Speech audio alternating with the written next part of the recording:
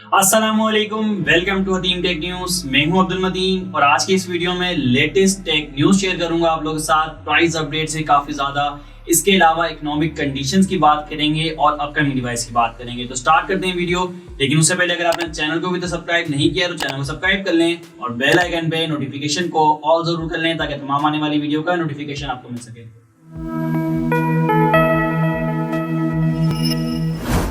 तो स्टार्ट करेंगे video price update से। जैसा कि आपको पता है, इकोनॉमिक कंडीशन पाकिस्तान में खास तौर पे बहुत ज़्यादा ख़राब चल रही है, वर्ल्ड वाइड ही है, लेकिन पाकिस्तान में खास तौर पे रिसेंटली हमने देखा पाकिस्तान में इंटरेस्ट रेट भी इंक्रीज किया गया है, जो कि रीजन के अंदर सबसे ज़्यादा हो चुका है। एशिया रीजन के अंदर देखा जाए तो इंडिया, बांग्लादेश, चाइना, जितनी भी कंट्रीज हैं उसमें सबसे ज़्यादा जो इंटरेस्ट रेट है वो पाकिस्तान में चल रहा है। काइपोर्ट के साथ अगर आप देखें तो 18.5 तक चला गया है, जो कि हिस्ट्री का हाईएस्ट लेवल तक पहुंच चुका है, जिसकी वजह से महंगाई भी दोबारा से बढ़ रही है और डॉलर भी बहुत महंगा हो चुका है, मिल नहीं रहा। ओपन मार्केट के अलग रेट हैं, इंटर बैंक के अलग रेट हैं और उसके बावजूद भी मिल नहीं रहा। कंपनीज की एलसीज बंद हो गई हैं और रिसेंटली न्यूज आई कि गूगल प्ले सर्विस 1 दिसंबर से बंद हो जाएगा। हालांकि वो फेक न्यूज थी, फेक कह सकते हैं एक तरीके की, लेकिन वो बताई सही नहीं गई। जिस तरह लोगों ने उस पर व्यूज लेने के लिए फेक न्यूज बनाई उसकी, लेकिन वो सही नहीं थी। उसके बारे में डिटेल बताऊंगा कि असल न्यूज क्या थी, 1 दिसंबर से बंद होगा नहीं होगा। वैसे तो अब गवर्नमेंट की तरफ से भी अपडेट आ गई है कि वो पेमेंट कर रहे हैं, इस तरह से कुछ सिलसिला नहीं है, लेकिन पहले भी बंद नहीं होना था। सिर्फ उन एप्लीकेशन को होना था जो पेड एप्लीकेशन होती है, जो आप बाय करते हैं गूगल प्ले सर्विसेज से। लेकिन आप लोगों को पता है बहुत कम लोग होते हैं जो पेड एप्लीकेशन यूज करते हैं, वरना ज्यादातर फ्री एप्लीकेशन यूज हो रही होती है। पाकिस्तान में खासकर फ्री एप्लीकेशन यूज होती हैं, तो उसका कोई मसला आना नहीं था वैसे भी, लेकिन उसके बावजूद भी गवर्नमेंट ने हम यहाँ पे क्लियरिफाई कर दिया है कि वो पेमेंट कोई रोक नहीं रहे। पेमेंट का सिर्फ जो सिलसिला है पेमेंट बिलिंग पेमेंट का, उसको थोड़ी मुअत्तल किया था थोड़ी देर के लिए स्टेट बैंक की तरफ से, लेकिन उसको मतलब उसमें चेंजेस लाना चाह रहे थे इसलिए मुअत्तल किया था, बंद नहीं किया था हमेशा के लिए। लेकिन लोगों ने व्यूज देने के लिए बहुत सारी इस तरह की वीडियो बना दी है 4 दिसंबर से गूगल प्ले स्टोर पाकिस्तान में नहीं चलेगा। तो स्टार्ट करते हैं वीडियो प्राइस अपडेट से। जैसे बताया लास्ट टाइम भी 3-4 मॉडल्स के रियलमी की प्राइस इंक्रीज हुई थी, जिसमें Realme C25Y, Realme C11, Realme C35 दोबारा से रीलॉन्च हो रहा है नई प्राइस के अंदर, और इसके अलावा Vivo Y21 की प्राइस चेंज हुई थी। मैंने सारी पिछली वीडियो बता चुका हूं, अगर आपने वो वीडियो नहीं देखी तो डिस्क्रिप्शन में आपको लिंक मिल जाएगा। आज हम बात करेंगे मजीद प्राइस इंक्रीज जो आज के दिन हुए हैं, जिसमें इन्फिनिक्स के तमाम मॉडल्स की प्राइस इंक्रीज हो चुकी है, टेक्नो के तमाम मॉडल की प्राइस इंक्रीज हो चुकी है और Vivo ने Y22 की प्राइस भी अनाउंस कर दी है। सबसे पहले इन्फिनिक्स के मॉडल्स की बात कर लेते हैं। इन्फिनिक्स ने तकरीबन तमाम ही मॉडल की प्राइस इंक्रीज कर दी है और इससे पहले ही मॉडल अवेलेबल नहीं थे। मैंने आपको बताया था कि इन्फिनिक्स प्राइस इंक्रीज नहीं कर रहा है, लेकिन स्टॉक भी अवेलेबल नहीं है। अब ये प्राइस इंक्रीज कर दी है तो हो सकता है स्टॉक अवेलेबल कर दिया जाए मार्केट में, लेकिन इस टाइम पे जो एलसी ओपन नहीं हो रही उसकी सिचुएशन बहुत ज्यादा खराब है।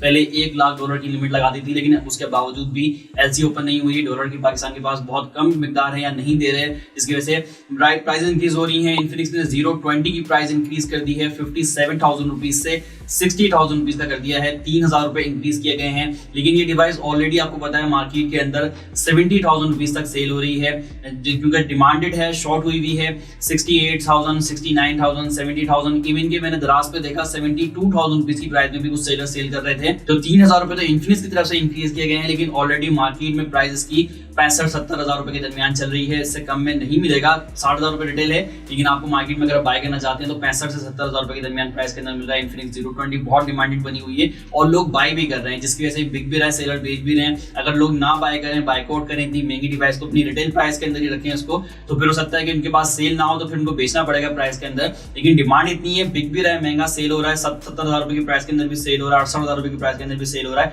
तो वो ज्यादा मुनाफा कमा रहे हैं इसके ऊपर। इसके अलावा इन्फिनिक्स ने Note 12 के दोनों वेरिएंट्स की प्राइस इंक्रीज की है। 8GB रैम विद 128GB रोम का वेरिएंट 43,000 रुपीज से 45,000 रुपीज का कर दिया गया, यहाँ पे 2,000 रुपए इंक्रीज किया गया है। इसी तरह Note 12 का 6GB रैम विद 128GB रोम का वेरिएंट 38,500 से 41,000 रुपए कर दिया गया, यहाँ पे 2,500 रुपए इंक्रीज किए गए। इसी तरह Infinix hot 12 6GB RAM with 128GB रोम का वेरिएंट 33,000 रुपीज से 36,000 रुपीज का कर दिया गया, 3,000 रुपए यहाँ पे इंक्रीज किए गए हैं। और ये डिवाइस पहले भी ओवर प्राइस ही बिक रही थी, मतलब अपनी प्राइस से ऊपर बिक रही थी।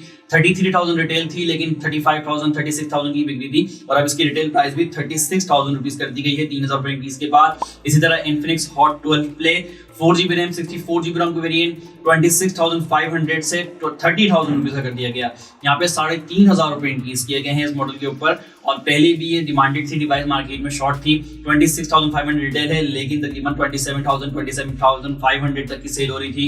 इसी तरह इन्फिनिक्स का स्मार्ट 6 जो कि 3GB रैम 64GB रोम का वेरिएंट है, जिसकी रिटेल प्राइस पहले 23,000 रुपीज थी, 23,000 रुपए से ये 25,000 रुपए कर दिया गया। यहाँ पे भी 2000 रुपए इंक्रीज किए गए हैं इन्फिनिक्स स्मार्ट 6 पे। तकरीबन तमाम मॉडल्स पे 2000, 2500, 3000, 3500 रुपए इन्फिनिक्स ने इंक्रीज किए हैं डॉलर एक्सचेंज रेट की वजह से, और जो मार्केट में महंगा हो गया, डॉलर नहीं मिल रहा इसकी वजह से। इसी तरह टेक्नो की बात कर लेते हैं। टेक्नो की तरफ से भी 4 डिवाइस प्राइस इंक्रीज देखने को मिला, जिसमें टेक्नो कैमन 90 न्यू है।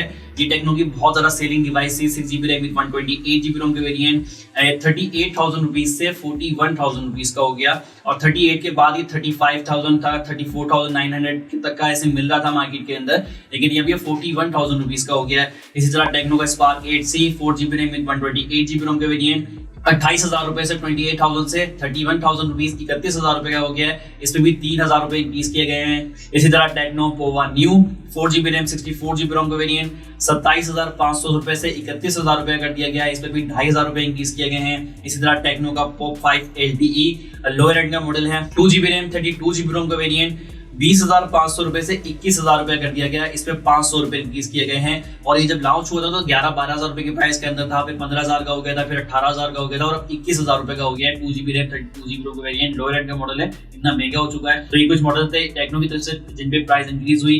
इसके अलावा वीवो की तरफ से Y22 की प्राइस अनाउंस कर दी गई है, जिससे पहले Y35 के अनाउंस कर चुके थे। Y22 को 46,000 रुपीज की प्राइस के अंदर अनाउंस किया गया है। 4GB रैम 64GB रोम का वेरिएंट है। अब बिल्कुल भी जस्टिफाई नहीं कर रही प्राइस।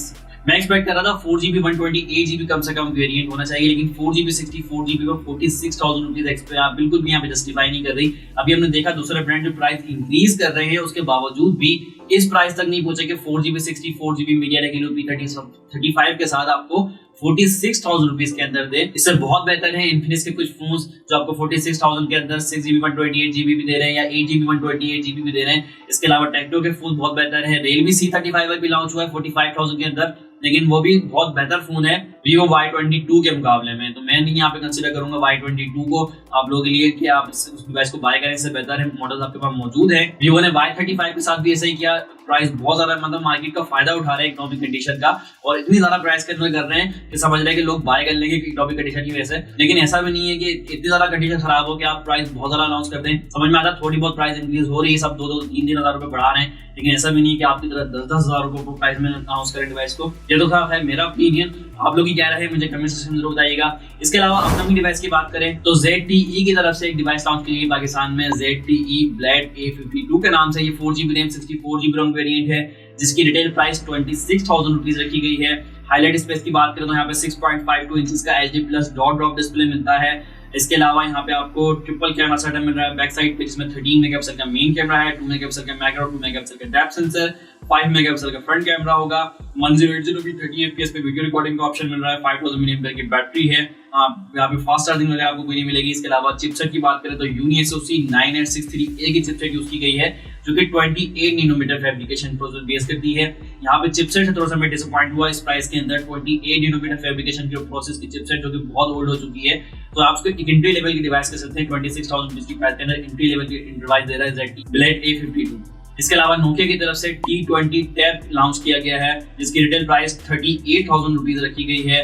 और इसकी अगर हाईलाइट स्पेस की बात करें तो ये 10.4 इंचेस का क्रिस्टल क्लियर डिस्प्ले है, जो कि 2K रेजोल्यूशन प्रोवाइड करता है। 3GB रैम 32GB रोम का वेरिएंट है। इसके अलावा 8200 mAh की बैटरी इसमें मिल रही है, और 15 वॉट की फास्ट चार्जिंग आपको मिलती है। इसके अलावा आपको इसमें आउट द बॉक्स Android 11 मिलता है।